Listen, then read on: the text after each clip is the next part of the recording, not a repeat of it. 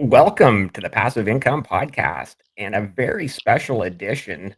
Welcoming back Jen. So great to have you back. It's been, I think, over a year since the last time you were here. Has And it been that Dave long? from, No, it hasn't been that I long. believe it's been well over a year. Yeah. Wow. And then Dave, we tried to schedule you on here a few times and it hasn't happened yet. So welcome to your first time here on the Passive Income Podcast. And I do have to say right off the hop here at the top, this was entirely Jen's idea, was to compare real estate investing from and the similarities and differences in the US and in Canada. So Jen being in the US, she's got rental properties. Dave, I know you're in Western Canada, so we're just going to jump into the conversation and see where it happens. But before we get into that, Jen, first reintroduce yourself, and then we'll get Dave to give himself an introduction as well. Hi, everyone. My name is Jennifer Strand. You can find me on X. Dave will drop my handle. It's J_Greishaber. I'm a real estate investor and landlord, third generation landlord, and I've been coaching people on landlording in the US for almost 2 decades. I specialize in long-term furnished rentals, so like corporate rentals, I guess is what you would call it. And Dave was talking about putting an ADU on his property, and so myself so I'm American. Just Dave, that'd be me. Yes, you, Dave, and so I am American. So I'm looking at it from the American perspective, and a Canadian was chiming in because you're in Canada, and we were just talking about. I was like, well, how does that look tax wise, and with your write-offs, and how does your laws work and stuff. And I said, oh, you know what? We should do a podcast about this because it sounds like there's significant differences. So, and I know that what I do know about Canada is that you guys have different loan programs than we do. And it's fascinating to me because I'm like, why would somebody do that? But a lot of Canadians have really defended your variable rate loans. So, which in America, we're a little hesitant with variable rate loans. It's not with standards. So I wanted to talk to another Canadian landlord and find out well, what is it like to have a rental in Canada, and what are the differences? Would it be wise for somebody to invest there? Or should you expatriate your funds and leave? But anyways, so that's just a little bit about myself. Yeah, Dave, jump in there, introduce yourself, and Yeah. So my wife and I were both uneducated. Like I'm a high school dropout initially, and we were kind of going nowhere. We were in blue collar jobs with no pensions, and decided to try to build a future for ourselves. So we got into flipping houses a few years back, like 10 or 12 years ago. And we flipped a whole bunch of houses back to back to back, and just kept rolling money over. And eventually decided that was too much of a job because we were doing all the work ourselves, evenings, weekends, around full-time jobs and everything. Got into buy and holds, and we've collected a pile of rental properties in our area now that we self-manage still. Still can't get to stomaching the idea of coughing up 10% for somebody to do almost nothing, because I do very little effort on them. We found very specific little niches in the long-term rentals that we service. So we deal with companies who hire foreign workers, and we deal with youth age groups mostly. And so we don't hire to very many, or sorry, rent to very many individuals. We rent mostly to companies as well. And so now that's kind of our jam, and now we're expanding into working with investors and partners as well.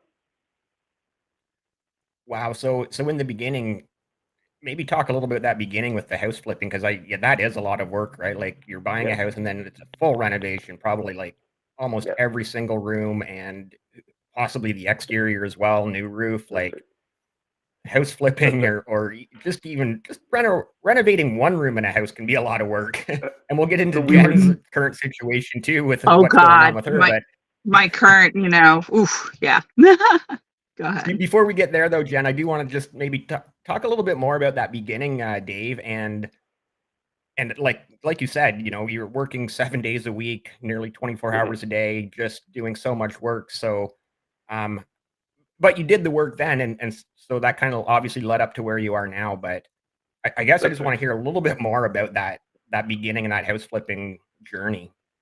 Sure. Yeah. So I've always been in construction, and we started a family young, my wife and I. I was married and had 2 kids before I was 20. Um, and so like my kids have grown up in fridge boxes on construction sites, and it was literally I'd go out and install flooring for home builders, and Mhm. then we'd go in the evenings and we would gut houses and renovate them and do literally everything that you could do to a house, and we would do everything ourselves that we were legally allowed to do, right? So electrical, plumbing, whatever that they would say we have to hire out for permits and everything, we would hire Mhm. that stuff out. But everything that we would do or could do, we would do. And that's what it was.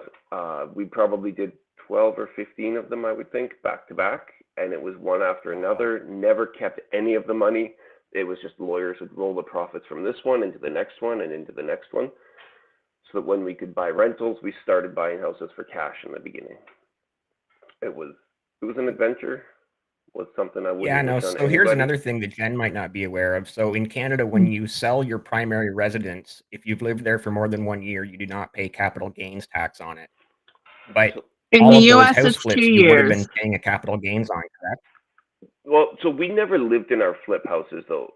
We flipped them under a company name, so they were treated as business proceeds.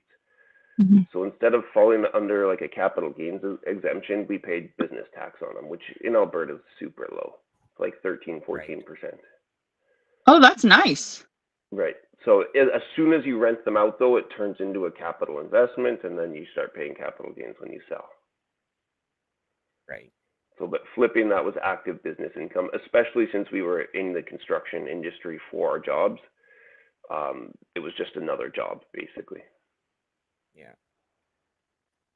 So the Jen, do you want to taxes talk were about your super current low on that. situation? The Huh? renovation you have going on? Oh God. So my rental had a little flood. It was a big flood. So we're doing some reconstruction soon. But it's funny you bring up capital gains because in the US we also have capital gains. But if you've lived in your home 2 out of the last 5 years, then you don't pay capital gains. Well, as some of you know, I was a military spouse for quite some time. With the military, there's a 10-year exemption as well, so that 2 out of 5 years becomes 2 out of 15 years. So if you were to buy a rent, or if you were to buy a home and live in it for 2 years, and then you rented it out for like 7, let's say, when you sell it, because you lived in it 2 out of the last, for military would be 15 years, you still don't pay capital gains, but we do have a tax called depreciation recapture tax. So I wasn't sure if in Canada you guys have depreciation on rental properties because that is a large part of the tax advantages to owning a rental property. And I can explain, I should probably explain depreciation for everybody. So the IRS in the US says that everything has a lifespan. So whether you're in any kind of a business, they will assign a lifespan to anything that will wear out. Okay, so houses, according to the IRS, houses have a 27.5 year lifespan. I know it's so arbitrary. So basically, it's about 3.5% of the how do I it it's when you put the property into service. So it's not the purchase price. It's whatever the value of the property was when you put it into service minus the value of the land, because land doesn't depreciate. Land is eternal. But the improvements, so like the house, the landscaping, hardscaping, stuff like that, Hmm. all can be depreciated.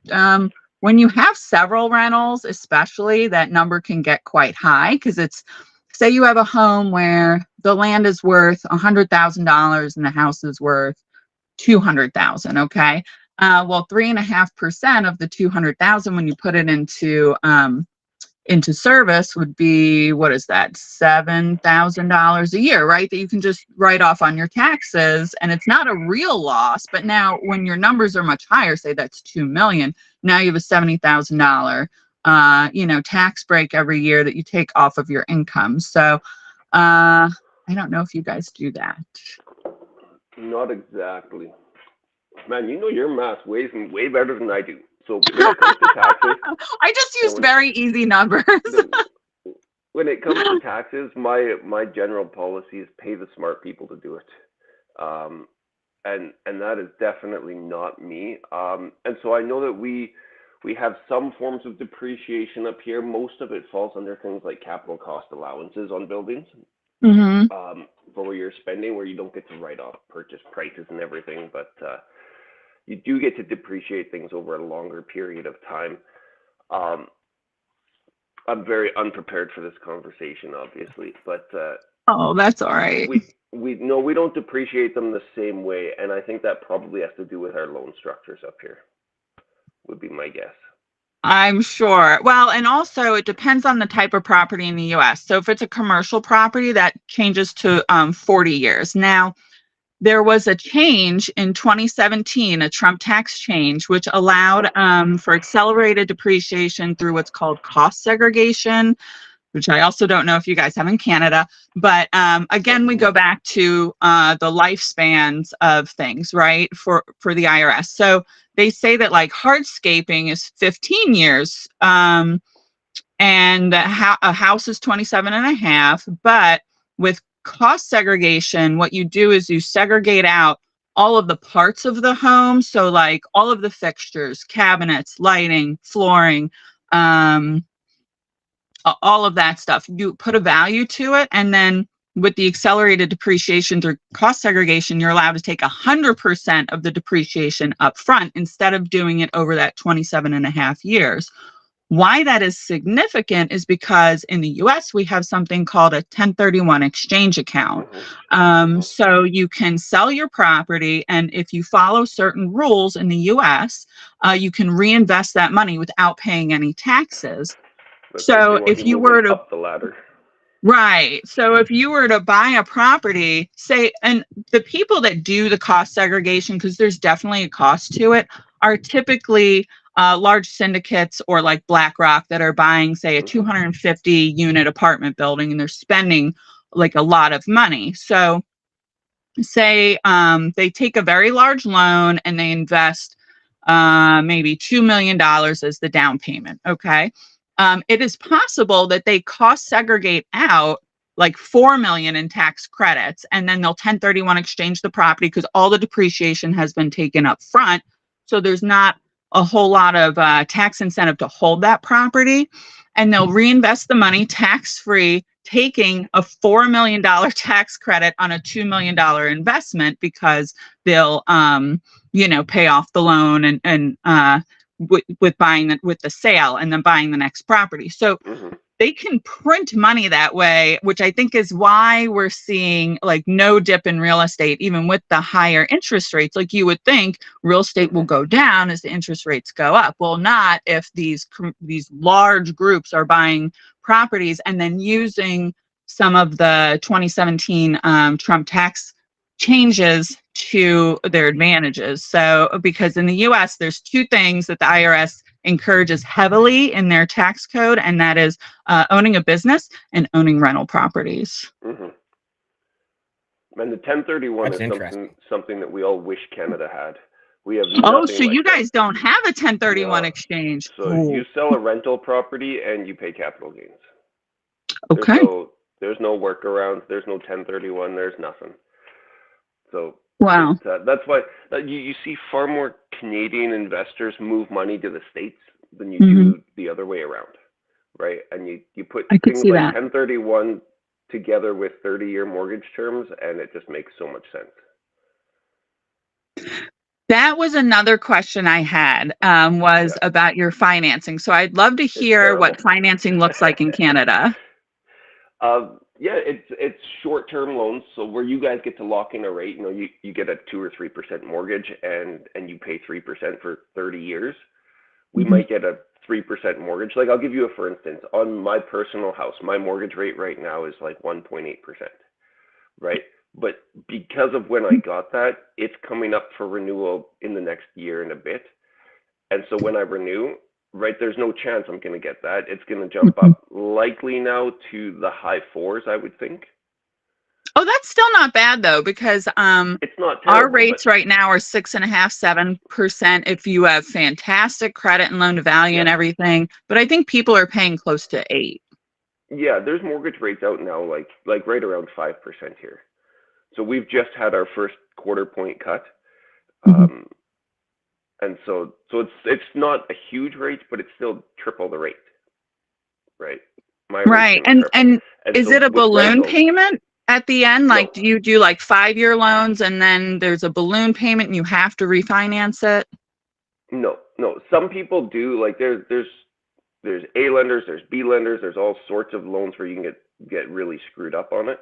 Mm. But if you're just in a standard mortgage through one of the big five banks kind of thing, there's no balloons. Your payment just skyrockets, right? Mm. And so that's what complicates the rental business is you have to try to forecast these rates 4 and 5 years ahead if you can and hedge against that so that when my mortgage jumps up and I don't end up underwater on my monthly cash flow. Yeah, Wow. Jen, just to kind of further explain that. So same thing here with my personal house. About I guess 2 years ago, I locked in a fixed rate. I think it was at 2.9, 3.1, so pretty good. And Mhm. in another 2 years or so, when that 5 year comes up for renewal, yeah, hopefully maybe in another 2 or 3 years they'll drop back down to that 3% and I'll be paying the same. But who knows? You can't predict. You really can't predict the future. So yeah, I would love to have been able to lock that in for 30 years. But you do have the choice at your renewal stage to go fixed or variable. So if you want to if you want to roll the dice on the variable thinking the rates are going to go down, Hmm. then you could save money. But on the variable, you are really rolling the dice whether they're going to go up or down. With the Mhm. fixed, you know what you're getting, right? Right? You Yeah. just And gain a little bit more payment flexibility as well on the variable, where the we, fixed often has uh, prepayment limits. Most of them are things whoa. like you can only pay double your payment or an extra 10% of your initial loan amount per year. Anything extra and above that is a penalty. Whereas with the variable rate mortgages, you can often prepay basically whatever you want. That's wild. We do not get penalized for paying off additional principal. So, for those people that are unfamiliar with mortgages, at least in the US, there's about 4 pieces to your payment. So, you have your Hmm. principal, which is the money that you borrowed, and that should be being paid down every month through your payment. And then you have the interest that the bank is charging you for the privilege of using their money. And typically when you have a mortgage, the bank is going to require that your taxes and insurance are paid through the mortgage so that they know that they're being paid and that you're not like delinquent on your taxes or you're not insuring the investment because they're also investing with you basically. So your real estate taxes and your insurance will also be included in your mortgage. Now when you hold it as a rental property, um, the taxes and are always, even if you're just a homeowner, they're always tax deductible because the IRS Hmm. is not going to tax you on taxes. Thank God. Um, but then your insurance becomes a business expense so that you write that off. Yep. Same with the interest. Your interest is a business expense. So you're able to write that off. So 3 parts of your mortgage are write offs. And then your principal is basically a forced savings account because you're paying down the property Hmm. as you own it. And then we have that other piece, which is the depreciation, which is another, tax advantage. So financially, it makes great sense, even if you're not cash flowing on the property. I mean, fortunately, my property cash flows a lot. It's like half my income. And so, but even if it was like I've held properties that didn't cash flow but made sense financially because of all the tax advantages because it offsets our income, So it's Hmm. like when you have income and you're paying taxes on it, you can lower that taxable income with all those tax advantages. And then we have the appreciation, which I think people forget sometimes. But if you hold a property for long enough, it's going to be worth more later. So, that comes into play quite significantly. So how that kind of looks sometimes, I think I did the math for one of my friends and I was like, well, let's look at my worst property I ever had. I had this house that was like kind of in the hood. We lived there. I mean, I didn't mind it. My neighbors were very nice, but it was a little sketchy. It was near Fort Bragg in North Carolina, and we paid 107,000 for the property, and then only lived in it in a year till we got restationed. And I rented the property out for $350 a month, more than the mortgage. And the same people rented it for 8 years straight. So for 8 years, I was making $350 a month cash over, which was getting the taxes on it were getting wiped out through depreciation and stuff. So basically tax free. And the property was paying itself down. Well, we had a really small loan. It was like an $86,000 loan. By the time I sold it 8 years later, without paying any additional, the loan balance was much less. It was like, I think 65,000, but the property had appreciated, even though it was in like the doldrums, because we bought it in, I want to say 2011. Yeah. And sold it in 2018. And so like nothing really appreciated that great. It still got to 155,000 from the 107. And I only owed 65,000 at that point. So, you know, with those numbers, it's like, even though that was my worst performing property, I was still making $350 a month in cash. And when we sold it, made all that money on the sale. So, and no capital gains, because you said you lived there, right?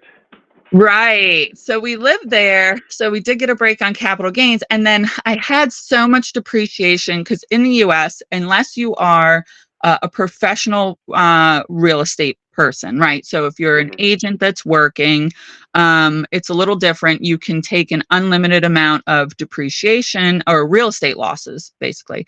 But if you're not, if you're just a landlord holding property, you're capped at $25,000 a year.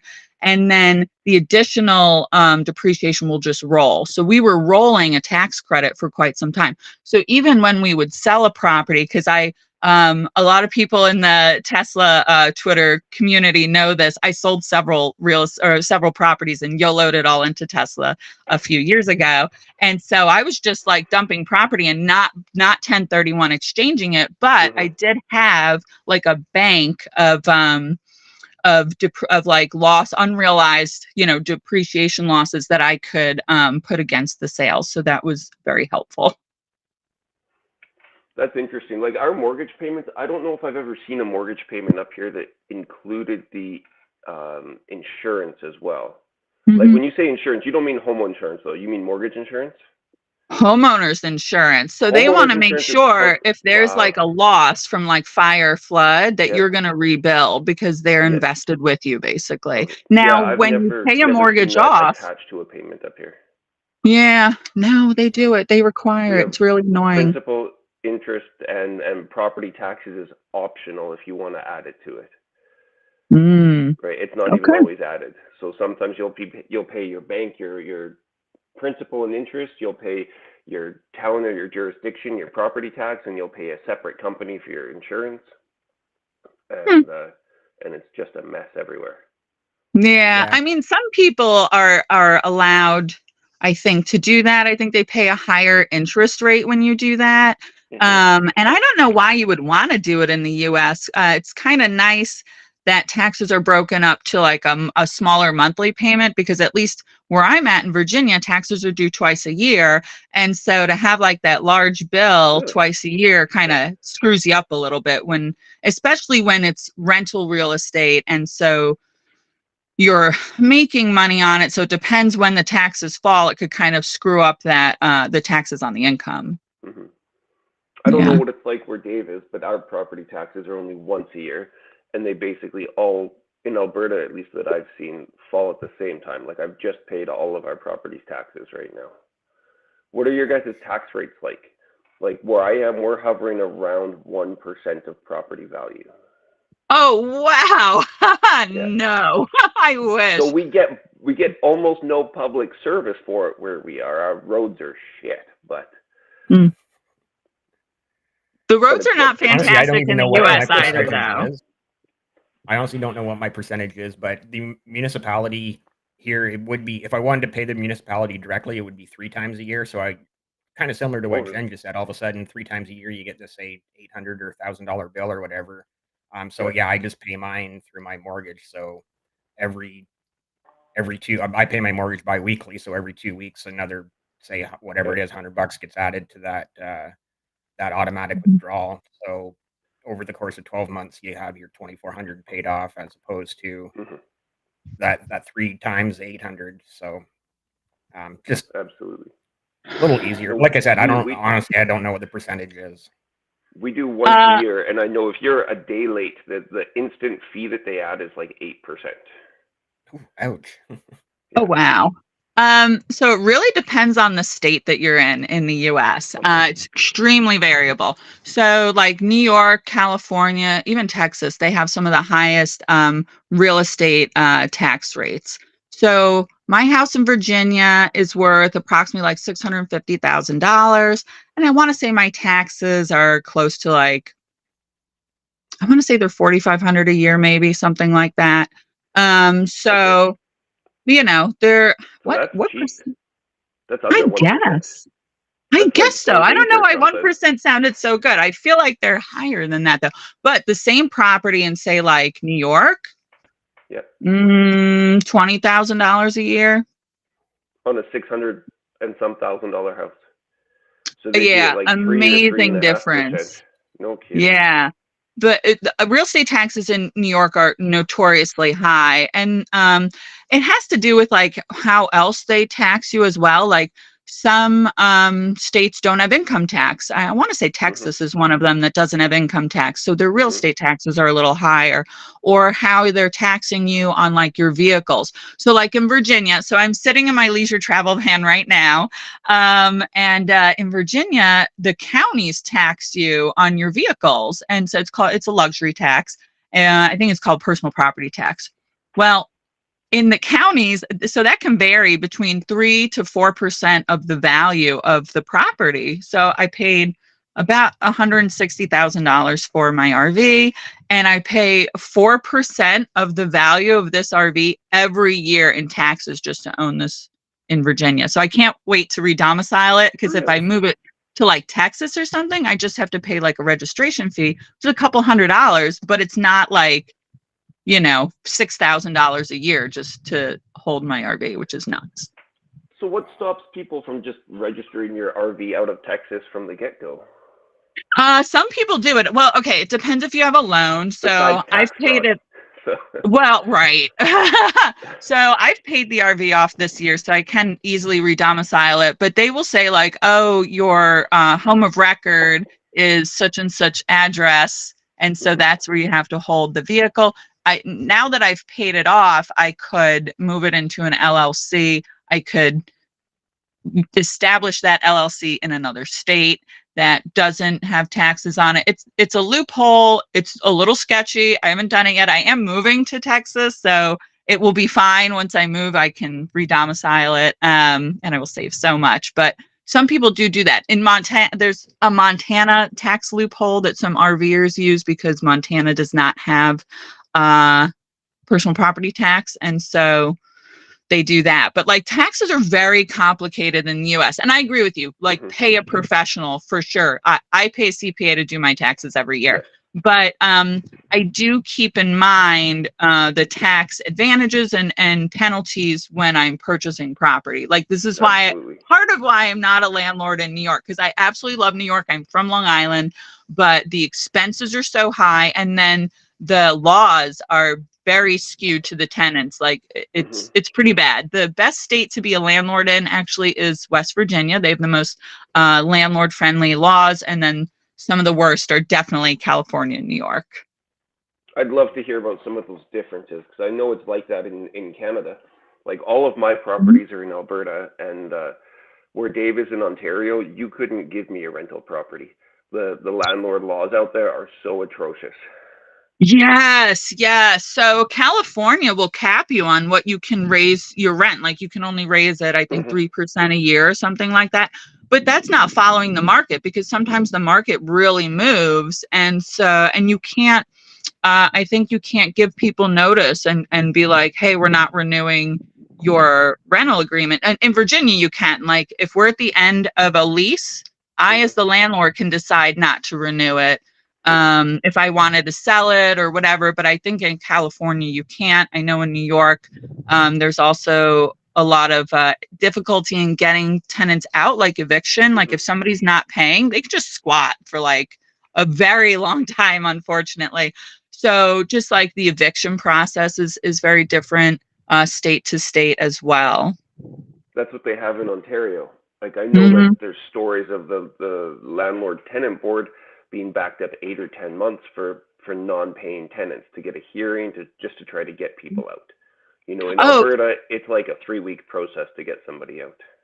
Wow. Yeah. So what we've seen is not only the wait for the courts, but also like what is allowed. So somebody can be delinquent on their rent. And then if they catch it up right before court, then you have to start all over again, or the courts will give them so long to catch up.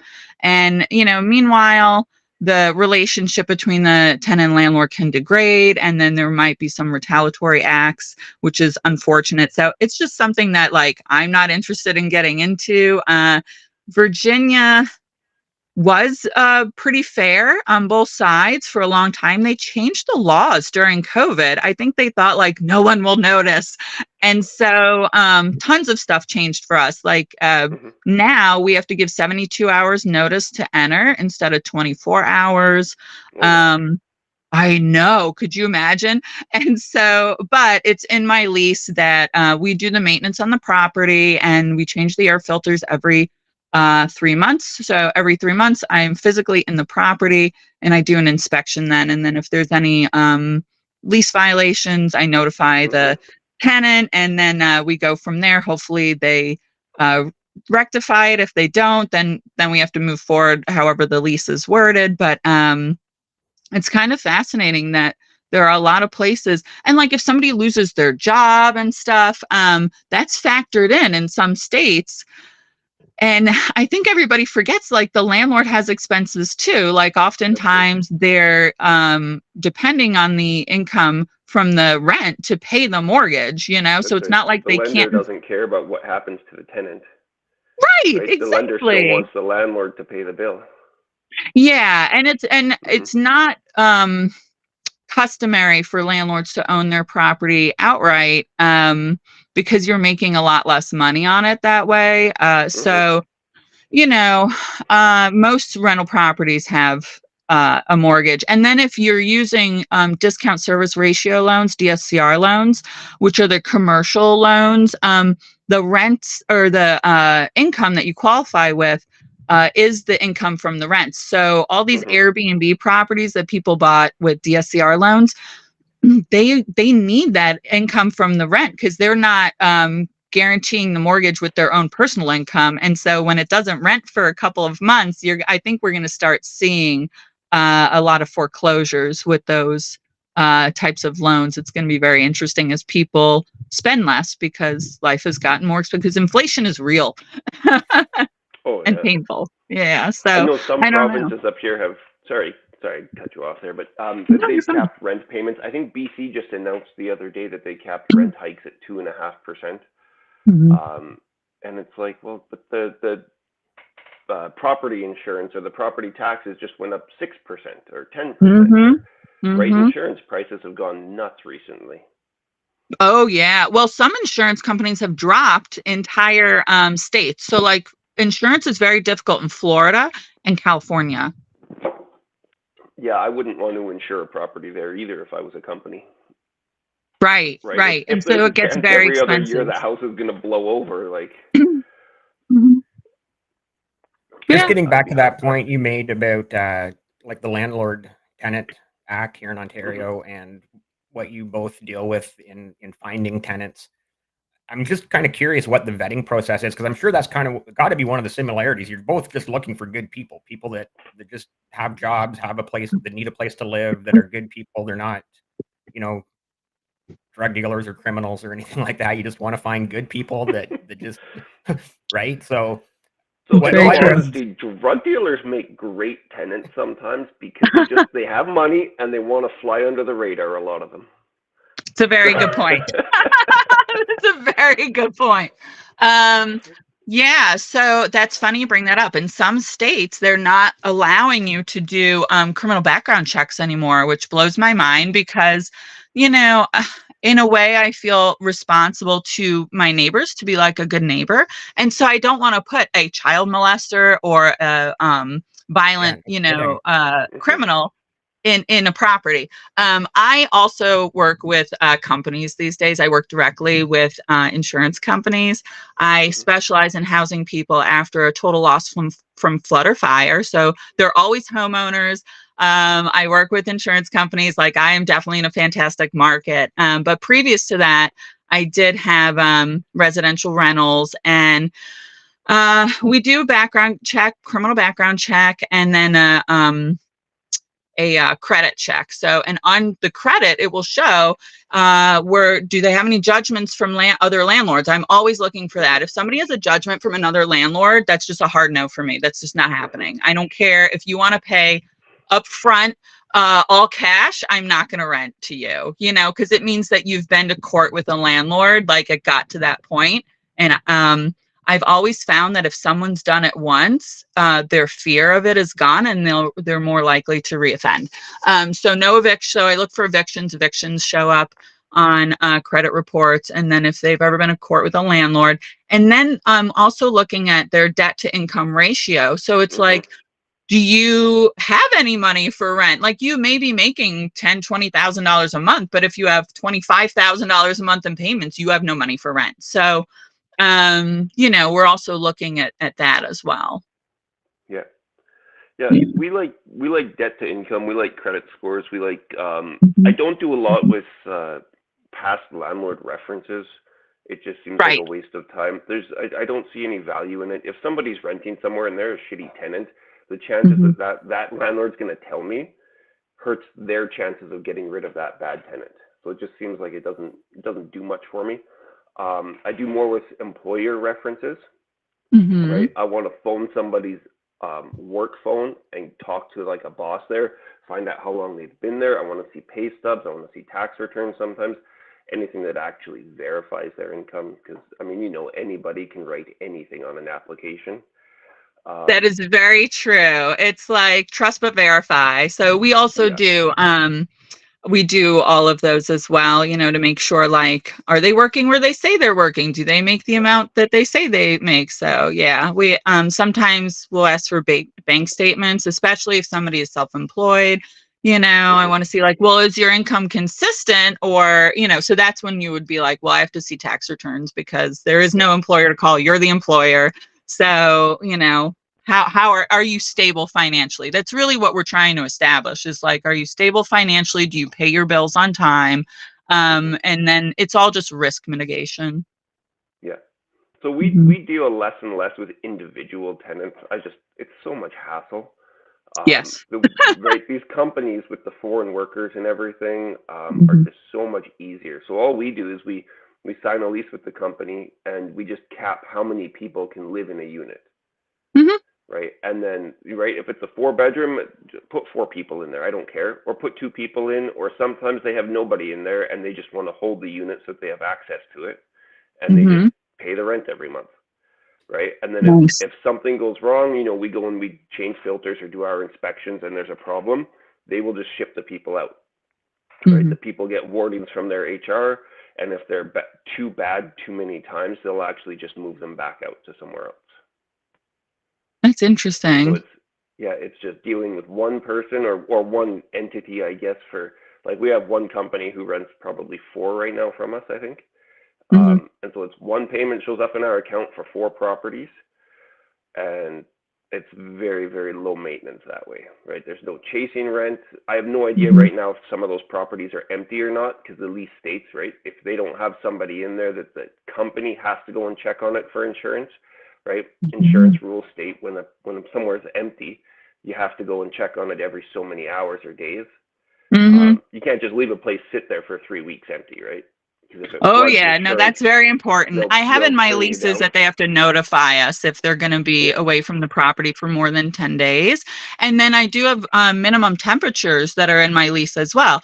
Because sometimes you'll Mhm. get somebody now, how I'm running the rentals now, I don't run into this because they're all homeowners, you know, but if you get like young people that don't really understand, you can't turn the HVAC off when you go on vacation, that pipes can freeze, and stuff like that. So I have a minimum temperature of 55 and a max of 80, because where we are, you know, it's very hot and humid. And so mold can, you know, take hold in like 3 days. So you want to make sure that the property is being maintained even with the HVAC so that, you know, it doesn't get like mold or the pipes freeze and stuff like that. It's amazing how many things you have to include in a lease that you would think are like, oh, that's common sense, but no, not always.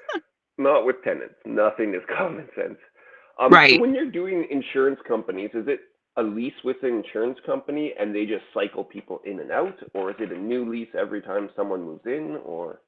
So technically the lease is with the homeowners that are being placed in the property. They're the ones that sign it. And then the insurance company is the guarantor for payment.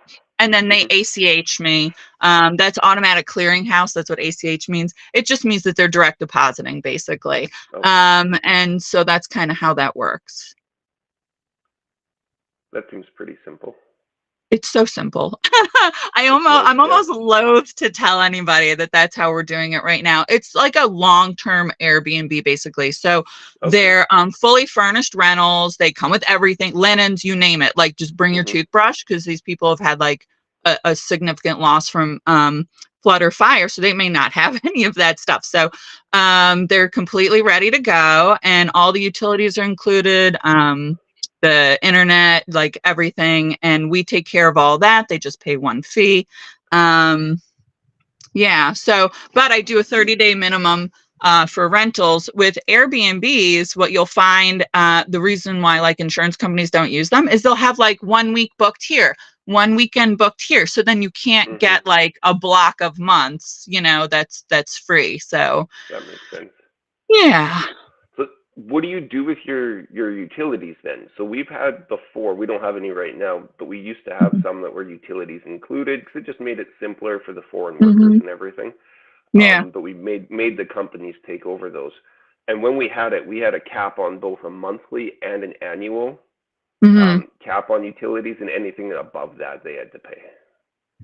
Right. So in my lease, it does say that they have to use all of the appliance and everything like as intended. And then there is a cap. It's a very high cap, like they really shouldn't reach it, but it's to keep from people like deciding that they're going to, I don't know, wash their RV in the driveway. And like I used to grow cannabis at my house, and so the lights and everything draw a lot of power. And so you know, it's to avoid those kinds of things, or people like leaving the windows open and leaving the AC on, you know, but that's all written in the lease. My lease is actually 31 pages long and addresses almost everything. I know, you know, it seems really long. Like 17 or 18 pages.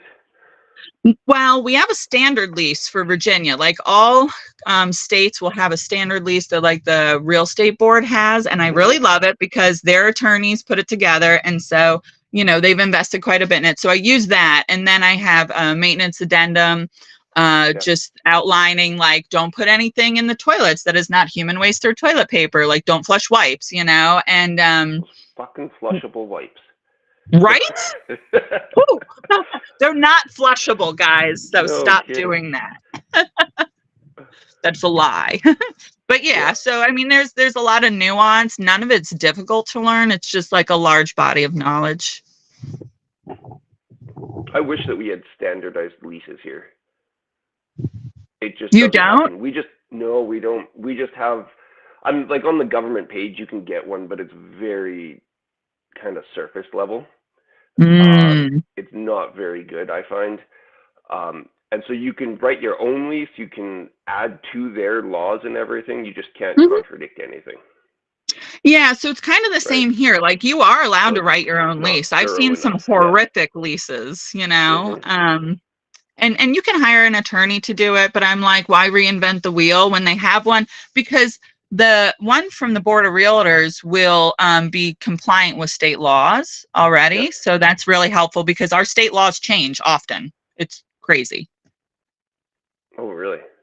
Yeah. Like as far as rentals go, the laws are changing often enough. Yeah. Well, like I said, like in Virginia, we went from a 24-hour notice to a 72-hour notice. And I'm trying to think of other things that have changed, but it's like there's all these little things and they have to be in your lease. And then, you have to make sure like you have a severability clause in it. So a severability clause just states that like if anything in the lease is not compliant with the law, it doesn't negate the whole lease, that every paragraph stands on its own. But if you forget that severability clause and then you have one piece that isn't compliant with the law, it will negate the entire lease. And leases don't matter when things are going well. It's when you're having an issue and then you need a really strong lease. So I like starting from there and then kind of adding to it. And that's the only time a tenant will ever read the lease as well, right? It's when there's something's going wrong and they're trying to get away with something. That's very true. Or like what I run into a lot is like the insurance company will want to just extend for like a week.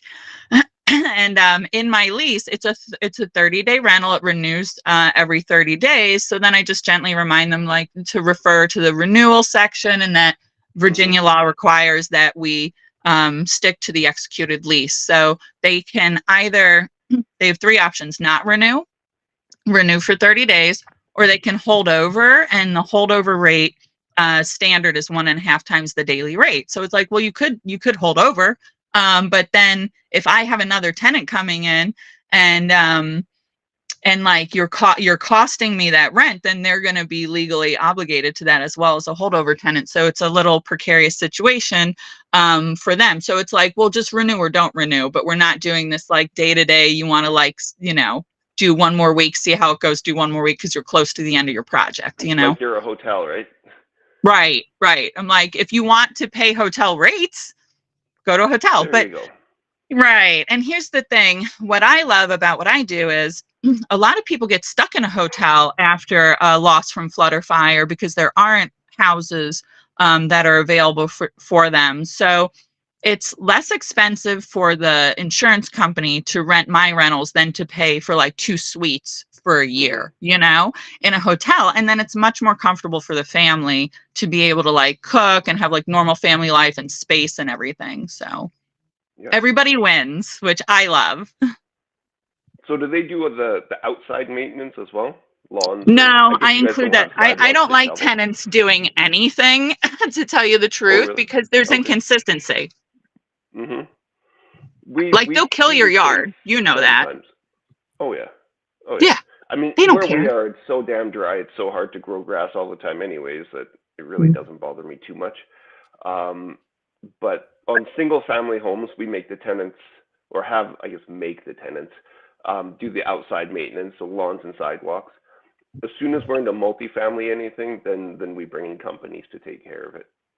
I used to when over who shovels to what line and who doesn't shovel here and whatever. Right. Yeah. Now, when I had residential rentals in the beginning, I would let the tenants do like the outdoor maintenance. They never did it. They won't weed, they won't trim bushes, they won't cut the lawn dies. And so now we just include lawn care and just add it into the price. Yeah. It's just an expense. That way it keeps the value of the property high with the exterior being maintained appropriately. So our tenants, like most of the foreign workers we deal with, are Mexicans who come up to Canada, and so we find that like I don't mean to laugh. I'm like, it's so stereotypical. Yes, I'm sure those lawns are beautiful. they are. I was just gonna say they maintain the outsides of the houses so phenomenally well. It blows me away. No, they really do. It's a cultural thing. Like I'm telling you, Hispanics, even their own personal homes about the grass. Exactly. It's so true. Like, yeah, everybody else, no. But if you get a Hispanic family, they're keeping that place immaculate, like inside and out, honestly. So absolutely, that's fair. That's very fair. Yeah. Dave, do you have any questions for us? Yeah. Well, yeah, just a quick side note, Dave. Those foreign workers, you're in Alberta, so are they coming up to work in the oil patch? A lot of them are farm workers. Okay, that makes sense too. Yeah, so they're on decently length contracts, and a lot of them come up and they want to work for 2 years and then bring their families up and everything. We don't deal much with oil or anything. I know, which is weird being from Alberta, but it's just too inconsistent, right? It's up and down and back and forth, and then you have the issue of if they're oil workers, they're gone for a few weeks at a time all the time. So then who's taking care of the property? Mm. No. So we deal with That's a farm good workers, point. and then we deal with agencies who work with kids coming out of like the social welfare system. So it's like agencies who work with teaching teenagers like 16, 17, 20-year-olds how to be good members of society, I guess, after being in the foster program, essentially. Mm-hmm. And so it'll be like in one unit, there might be 2 or 3 of these, older teenagers, and then their social worker comes by at night to watch them, to check on them and everything. And I just That's have a soft interesting. spot for them a little bit, just because I was homeless as a teenager as well, and kind of had a rough patch for a few years. And so it's nice that they have a program and a situation that can help them out.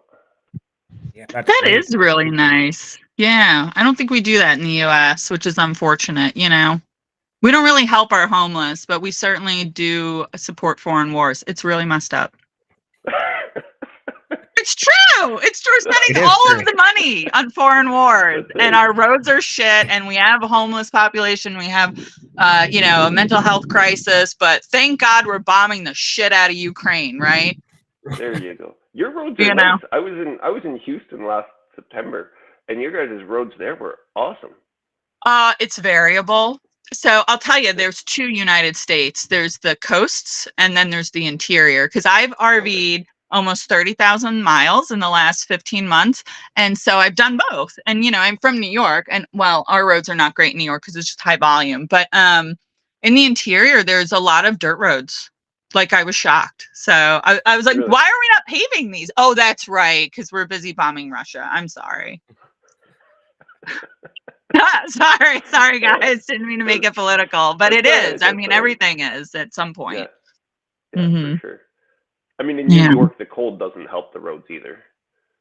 Well, yeah. So you do get into that too. There's so many climates. So it's like, what's your climate doing to your roads? Now, I also lived in Germany. They have far superior roads, but their road construction is completely different.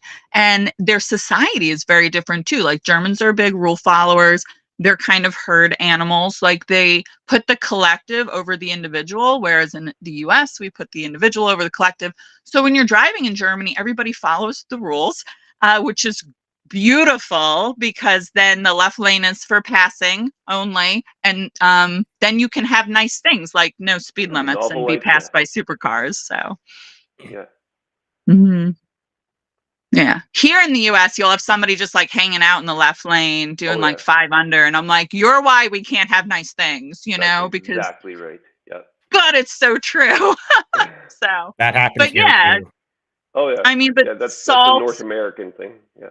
I guess so. But yeah, like, think about the road to Alaska, right? You get like frost heaves or whatever. And so the asphalt gets all messed up and stuff. So that, it's going to be a lot different maintaining that road than like the roads in Florida. That's what we have here. It's pothole season. Yeah. Mm-hmm. Yeah. Any other questions, Dave? What do you think? How did we get talking about roads? We're supposed to be talking about real estate here. It all kind of factors in, though, in a way, you know. You're right. It does. I just kind of want to, I think we've got it clear here on what Jen is doing.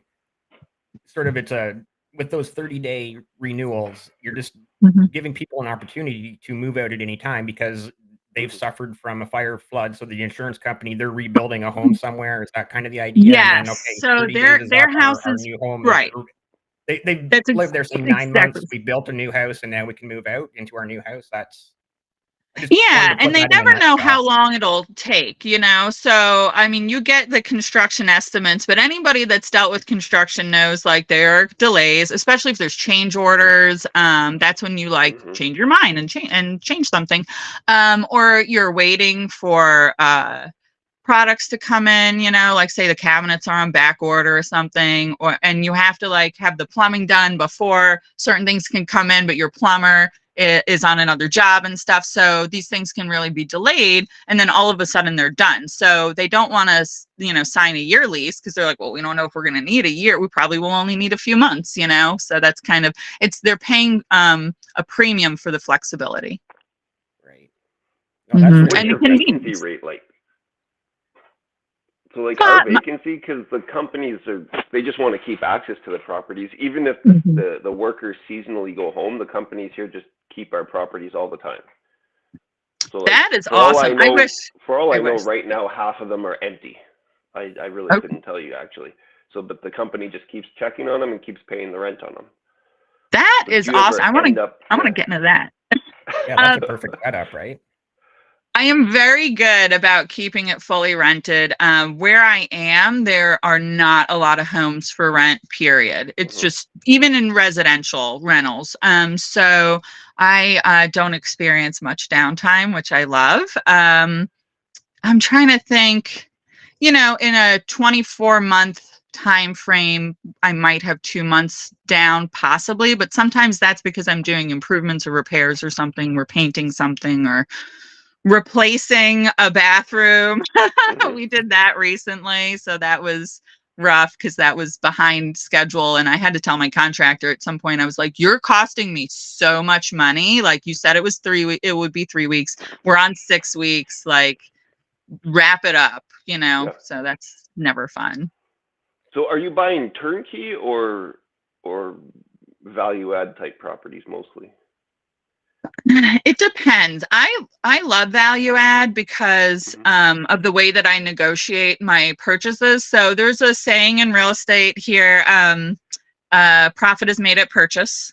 And so oftentimes when I make an offer on a property, I will make it like no contingencies. Like, I've already done my inspections. I know what's up. I'm not going to ask somebody to fix anything. I will fix it myself, but I'm going to give you a lot less money. And so it's just the way that I do business. So I'm okay with value add. I really like when it's cosmetic and it's not major. Like, I don't want to do anything that has structural issues. So that's kind of where I draw the line. But, I mean, turnkey is great, but you're paying for it, That's right. There's a premium. We do the same. Everything that we do is value add. So my day job outside of all the real estate is I have a general contracting company. And so we have, we have renovations go on the go all the time for various people. So every house we buy or every property we buy, we renovate. So like right now I have a house we bought where it's a full gut job, right back to the studs, every inch of it, just to convert a single family home into a duplex. Nice. That's a real value add. Like adding, splitting it into multiple units or adding bedrooms is huge. Doubling up on your incomes, absolutely. Yeah, so Dave was alluding to my flood that we had. It was a valve in the half bath on the first floor, flooded the finished basement. And so it's my opportunity to add an apartment in the finished basement. I just got my quote and I was like, oh, that's so much. But, now I have to run the numbers because I know that I can rent it out for quite a bit of money. So I'm like, well, is it worth like incurring the expense or taking on the new debt to have like another unit on the property? I kind of feel like it is. So I'm probably going to suck it up and do it, but it's a huge project. Absolutely. Yeah, we hadn't planned on gutting this house actually. It was going to be a pretty quick reno until it had a break-in one day and for a copper theft. So they ripped pipes, they ripped wires, all sorts of shit. So yeah, we went through that in the States.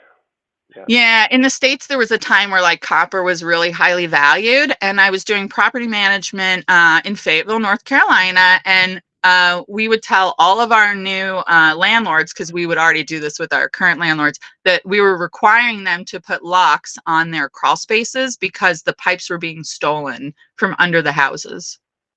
Oh, wow. Yeah, like that's so nuts to me. But yeah, people would get into the crawl space, they'd steal all the copper. Yeah, we don't have crawl spaces. They broke in through a window and in one night basically smashed in and ripped off some drywall, cut every wire going to the breaker panel, ripped every pipe that was exposed in the basement, all sorts of stuff. That's wild. And I've never Yeah. seen copper's not anybody worth that steal much. They might have got wiring. $60, right? Wire That's is a so lot of much work work. to clean. Yeah, you're right. That's a lot of work for $60 worth of copper. You could just go and get a job and work for 3 hours for $20 an hour. Right? Right? Exactly.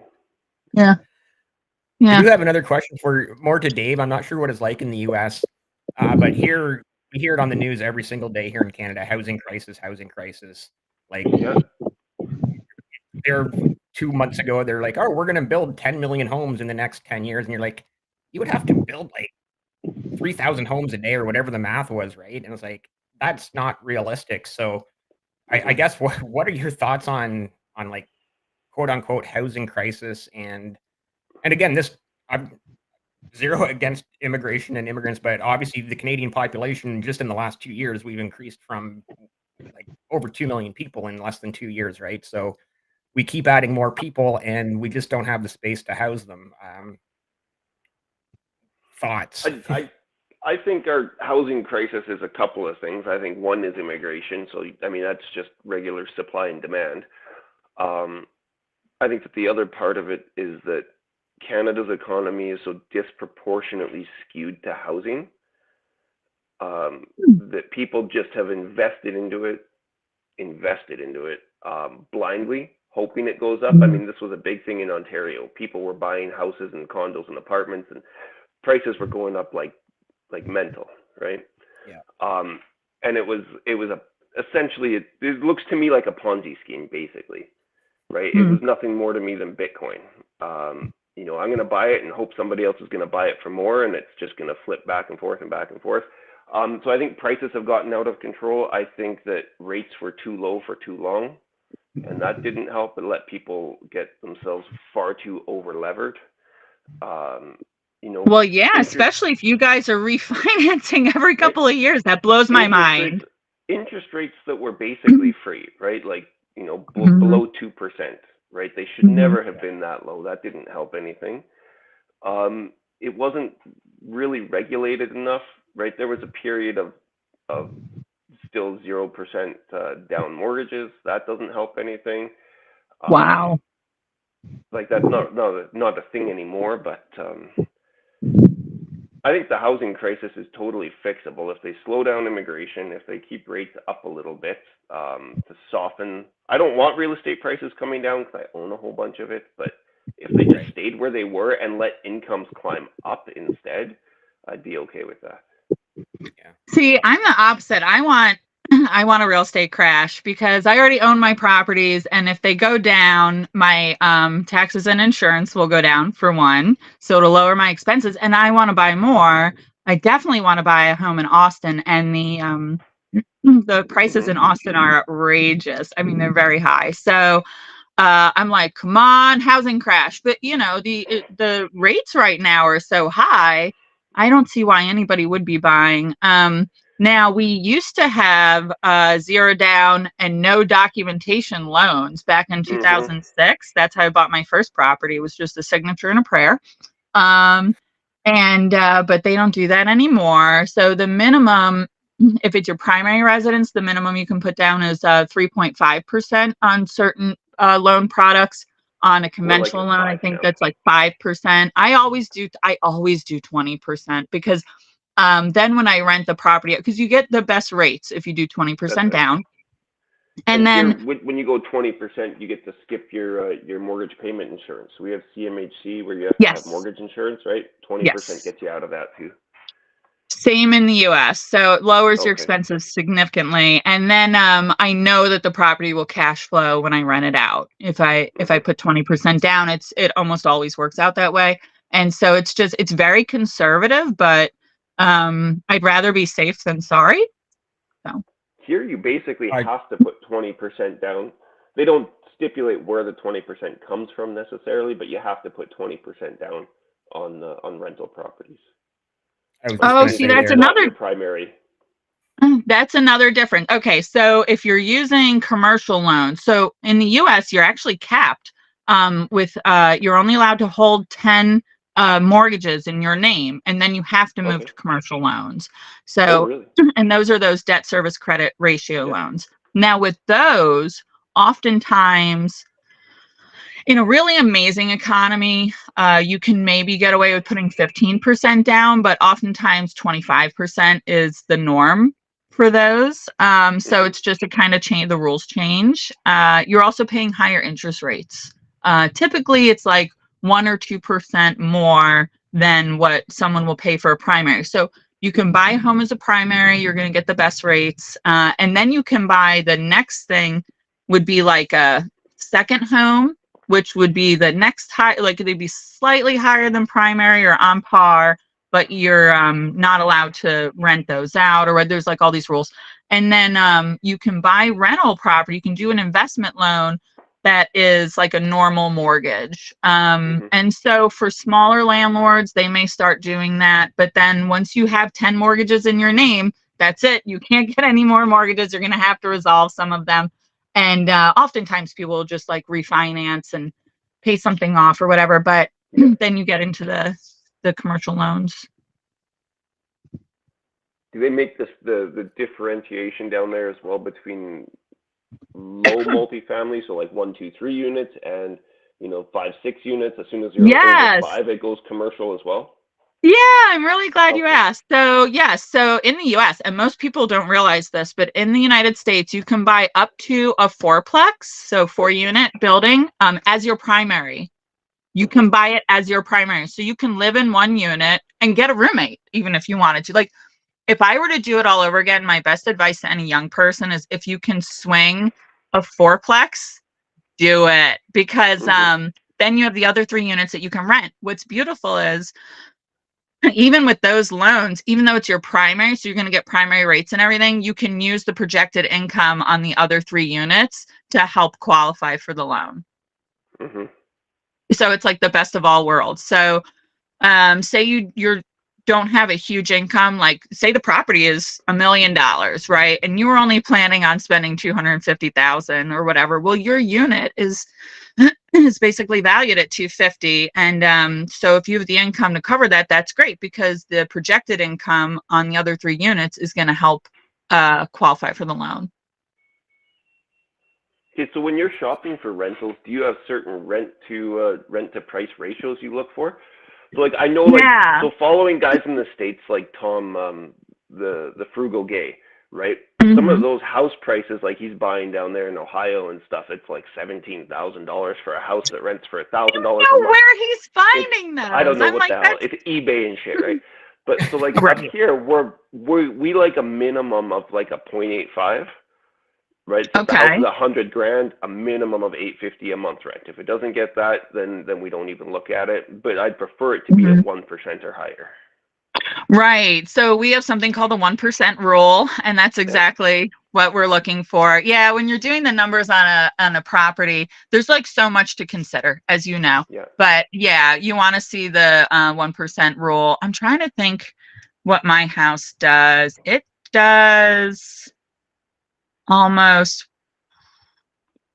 I rent it for 6,000 a month, and it's worth 650,000. So So it's just that's shy of pretty, 1%. Yeah, yeah, that's pretty good. Yeah. just a hair under. Yeah. So like, yeah, we have some. If it's in an area where we know we won't have vacancies, so it's a little higher cash flow as well, Hmm. and where we're expecting higher appreciation, we'll take a Hmm. slightly lower rate, so down even into like 0.85. Yeah. Right. But where it's somewhere Well, where it's maybe in the more remote areas, I guess, where it's lower appreciation is forecast, Mhm. we want, a higher number. So we'll be up into 1.1, 1.2% sometimes. Right. Now, if we go on my purchase price, so I paid Yep. 315 for the house in 2017. Yep. So my mortgage rate is 2.25%. So even including the utilities Not and bad. everything, the expenses on the property are about 2K. So it cash flows 4,000. Nice.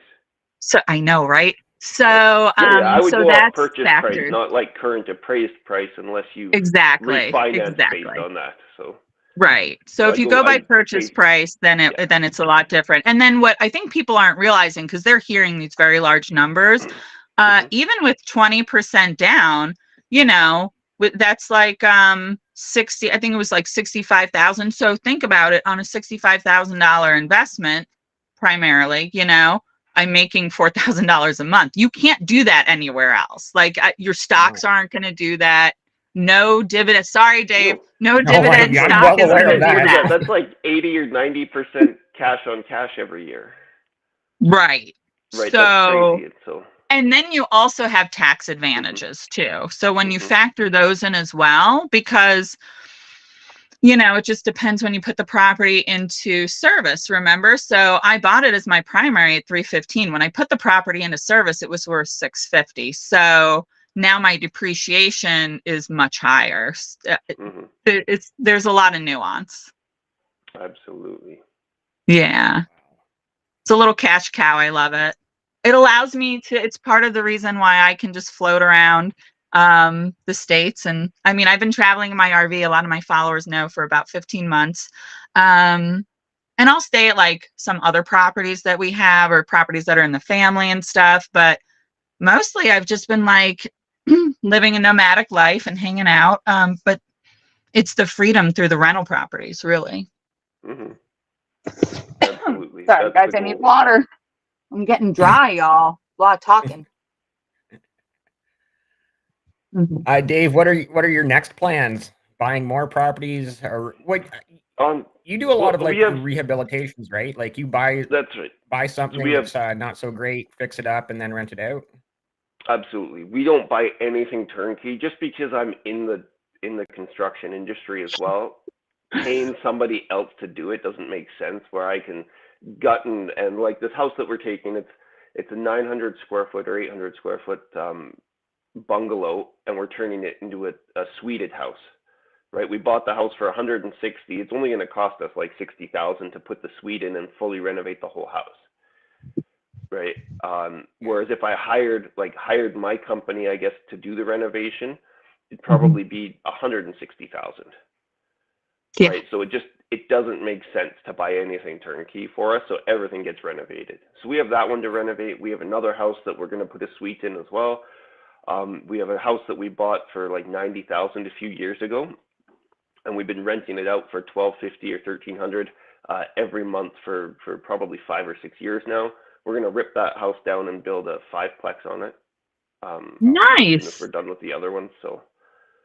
And then I'm actually in talks to begin a partnership with some other investors to look at some larger scale things. We'd love to get into like just being, partners on some apartment buildings and things like that. Wow, I have friends that's done that. Pardon? Oh, I was going to say, I have some friends that have done that. So I am an admin in this group called Military Landlords on Facebook. There's I want to say we probably have almost 30,000 landlords in there now. And some of them put syndicates together and are doing exactly that, where they're all investing together and they're buying those big projects, because then, wow, do the tax advantages get huge with that like the cost segregation and accelerated depreciation that I had talked about earlier. So that's very interesting. But there are a lot to put together. That's it. I'd love to even blend my businesses a little bit, where we partner with people on apartment buildings. They hire my contracting company to do all the renovations, and then my holding company becomes something like a minority shareholder in whatever company is holding the apartment building. So that I don't have to put cash into the deal, and I don't have to manage the property once it's done. I just get paid up front to renovate it, and then sit and essentially collect a dividend on the building after. Nice. So in a perfect world, that's what would happen. I guess we'll see what comes out of these deals. Yeah.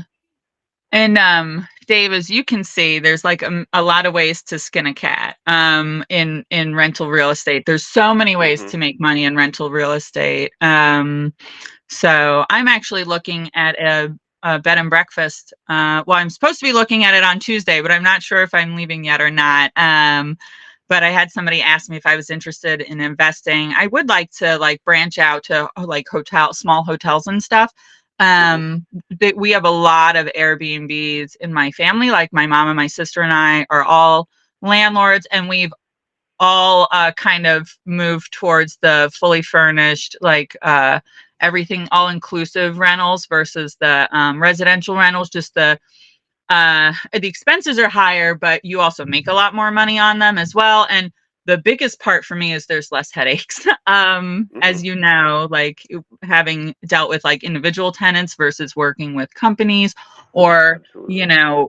short-term stuff. So because the laws are different, if you rent 30 days or more, then they're residential. If it's under 30 days, then you're kind of falling under hotel laws. And they're extremely different in the United States. So it's much easier to get bad tenants out. And I think that's like one of the largest concerns for landlords is like, well, what happens when things go bad?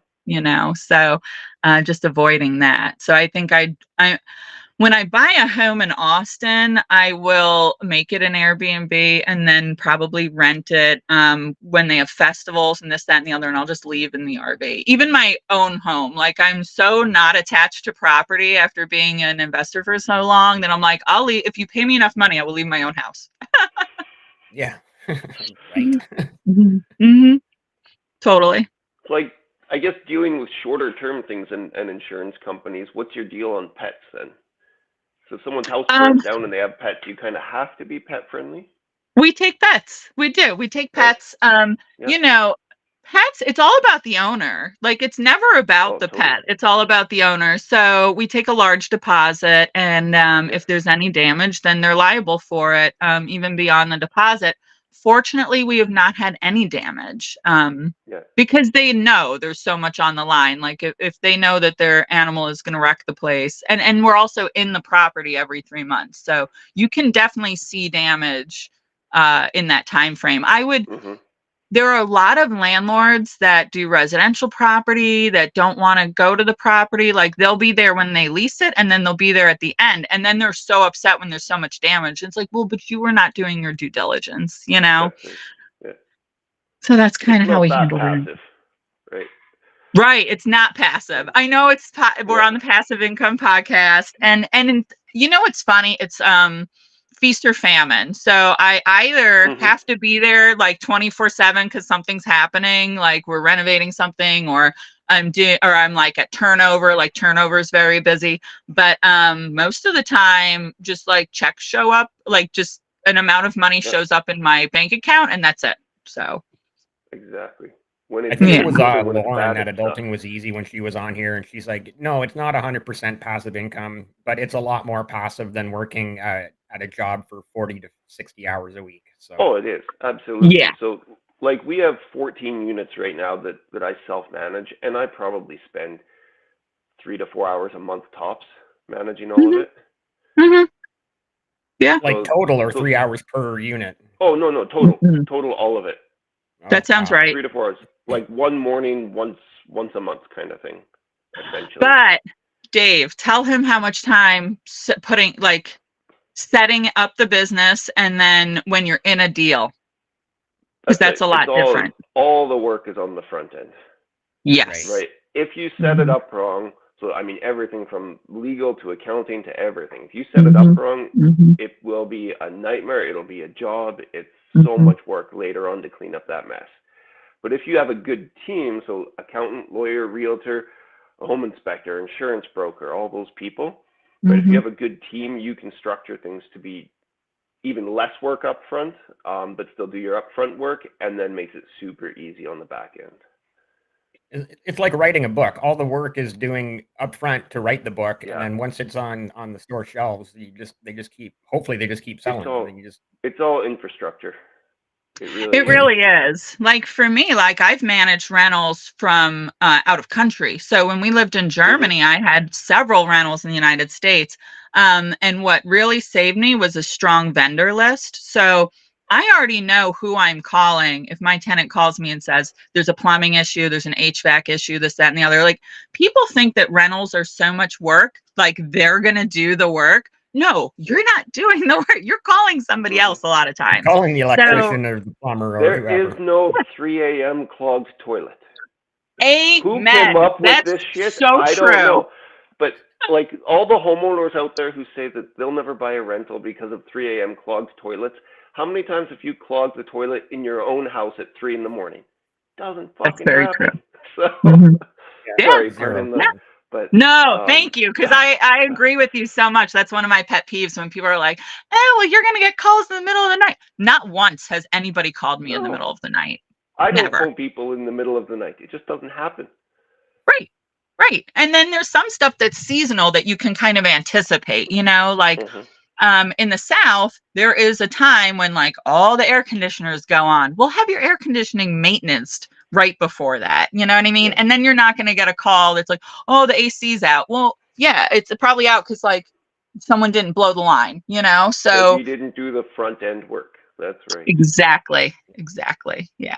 It's just diligence. It's all risk management and due diligence. It's all it is. Mm-hmm. Absolutely. It's not rocket science. No. Yeah.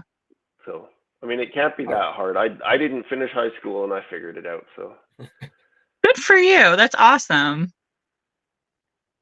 Yeah, that is awesome, Dave. Mm-hmm. And you had already kind of answered my question when I asked Dave what he was up to next, and you already touched on your next, possibly an Airbnb, possibly buying another place somewhere in Texas, Austin, I think you said. Definitely So buying something in Austin because I'm relocating. And then I don't know, I'm watching several markets. So I do watch probably 7 markets that I'm interested in. I keep up with them on Zillow, on LoopNet, and just see if you want to be in a market, you have to keep in touch with it pretty much. So there's some places that I'm interested in, but I'm just not sure. So I just wait for a good deal. They're out there. I wish we had something like Zillow up here. You guys don't have Zillow? We don't really you have just Zillow. have MLS. Yeah. Oof. So like Zillow tells you guys like almost your real-time property price and like rental price for the area and all sorts of stuff, right? Yeah. We don't get that up here. We're kept in the dark most of the time. No. Oh God, that would be so hard. Like you can pull comps from Zillow, you can see recent sales and stuff like that. And then there's LoopNet. I don't know if you're familiar with LoopNet. It's like the commercial version of Zillow. So it's funny. I used to joke that like Zillow was my most expensive free app because you end up spending so much money buying property. No but kidding. LoopNet would be your most expensive free app because you can buy like hotels and car wash businesses and warehouses and stuff on LoopNet. Wow. Yeah, we're it's so real underserviced. interesting. We just don't get things like that up here because Canada's just so spread out, so underpopulated still, and so many different markets. Yeah. I think it just isn't worth it for companies like that to really set up here. That's sad because it's really, Zillow could just do it. And, I've seen Zillow is in Fredericton because I've been to Fredericton and I've looked at properties on Zillow. I think it depends where you are. That's it. They are in Canada. It just doesn't offer the same level of information that you guys get there. Right. From what I think it's very comparable up here to like the MLS system. Okay. Yeah. So and there's a lot less Canadians. I think people don't realize there's 40,000 Canadians. 40 million. Yeah. 40 million. Oh my God. Sure, there's 40,000 Canadians. I think I know all of them. There's as many Canadians as there is trillions apparently in the U.S. Yeah, trillionaires. Oh my God, it's hilarious. So yeah, there's like about 40 million Canadians. I think there's 330 million Americans. Actually. It's like Canada equals California, something like that. Yeah, makes sense. So isn't that wild? It's crazy. I think it's nuts. So I didn't realize, but it's very nice up there. In some ways. Yeah. If you take all of the politics out of it and you just look at like the beautiful country and the nice people, I'm like, it's a lot like California. The people are great. It's beautiful. Say the exact same thing about the U.S. or most countries. Take away the politics and the idiots, and it's just a beautiful country with nice people, right? Like, so true. Yeah. Mm-hmm. And then Dave, so Jen's told us about kind of different states, different moving around, and you're pretty much just committed to Alberta. You're not looking at BC or Saskatchewan. I'll never buy, just because of the rules and the laws and stuff in places like BC and Ontario. I'll just never buy out there. Yeah. It's just not going to happen. I have no interest in having to fight with the government as well as with bad tenants. That just sounds terrible to me. And Alberta, It's the lowest tax rate in the country. Yeah. Wow. Overall. Huh. It just makes the most sense. And the way we're doing it, the niches we found, our cash flow is good, house prices are low. I think right now our average price per unit is like 117,000. That's amazing. I'm like, I Right. want to go spend money in Alberta because dollars go further than American dollars go Right? further Yeah, than absolutely Canadian they dollars. do.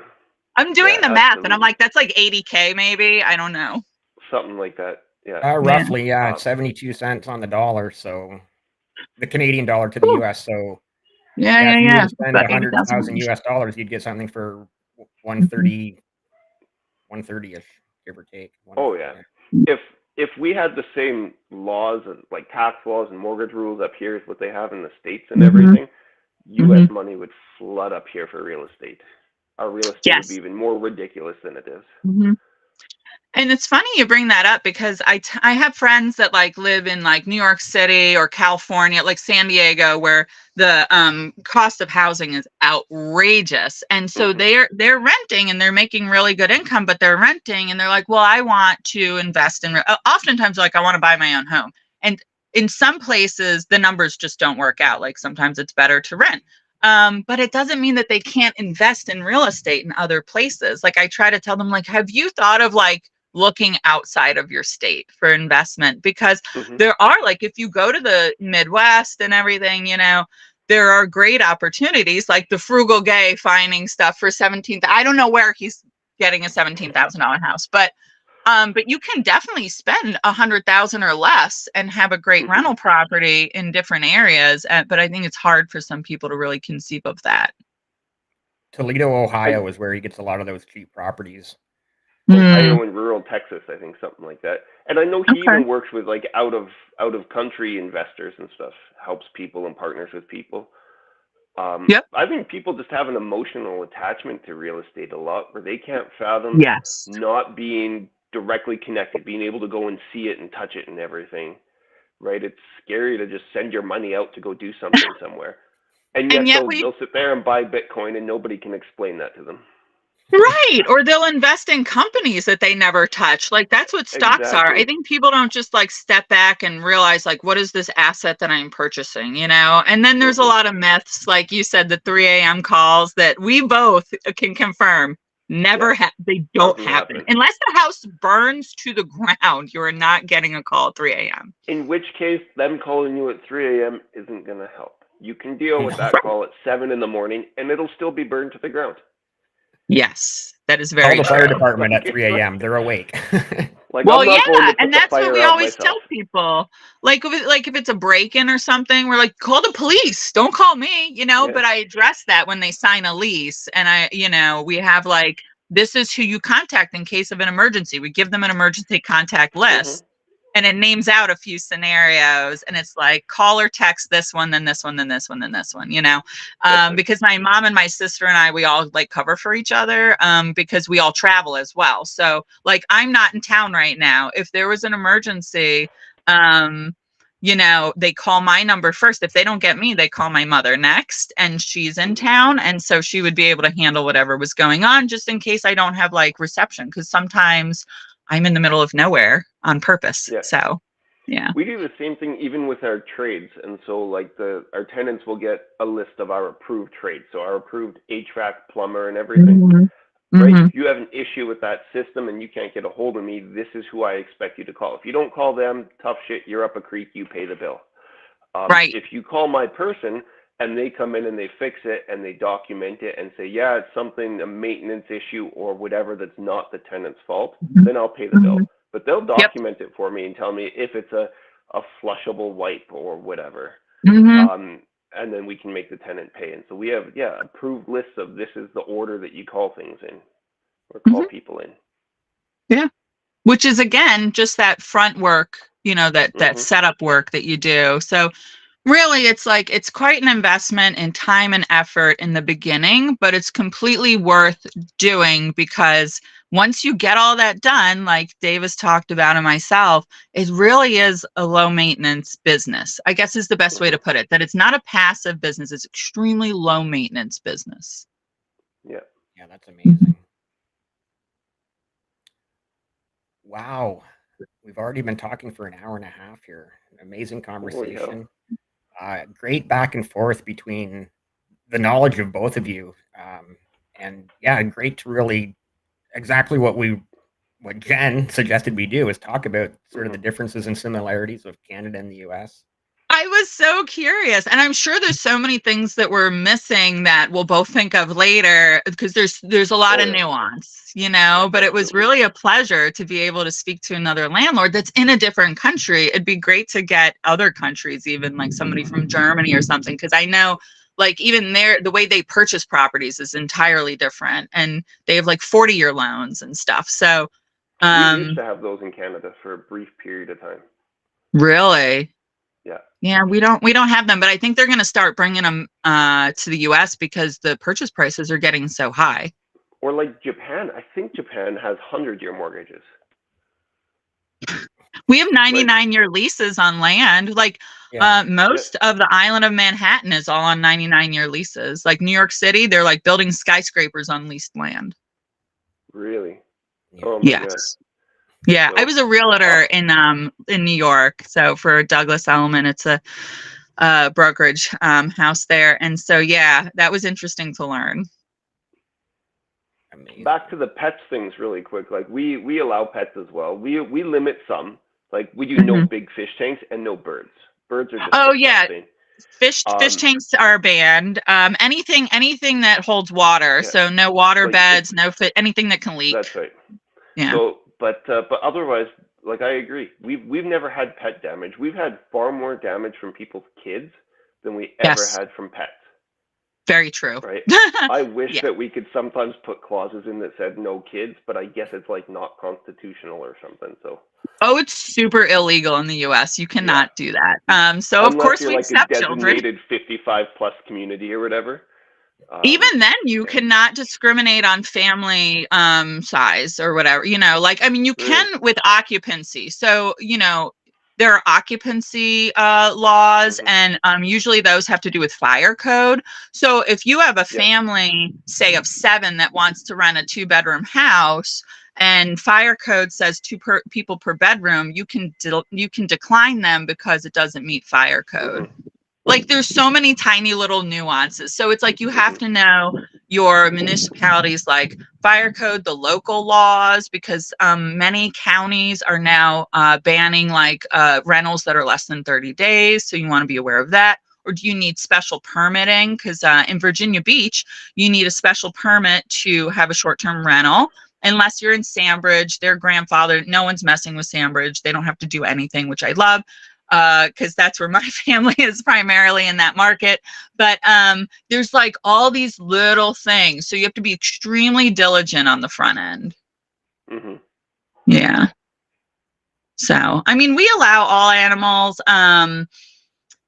except for the fish. Yep. Tanks. We don't do. I will allow birds, but they're still like required to, you know, if they do any damage. I had a parrot and she did no damage. So, and I've seen dogs like eat the molding, like windowsills and stuff and doors. But it's not that expensive. So even if that happens in the worst case scenario, you should be taking a large enough deposit that can be resolved, you know, and then you have new doors. That's how I always look at it. I'm like, well, if it gets effed up, I get new stuff.